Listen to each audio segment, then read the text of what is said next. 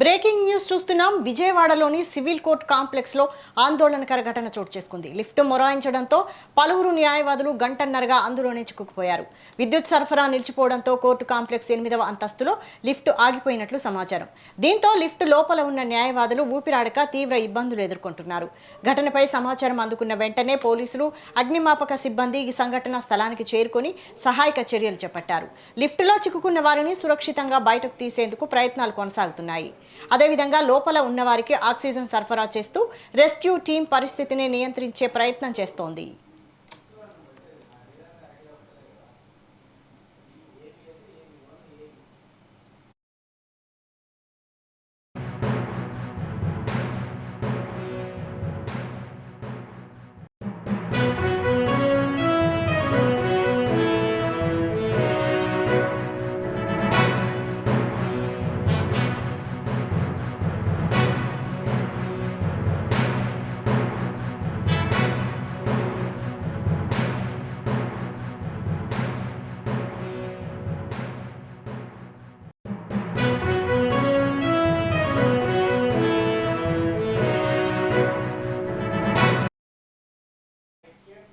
విజయవాడలోని civil court complex లో ఆందోళనకర ఘటన చోటు చేసుకుంది.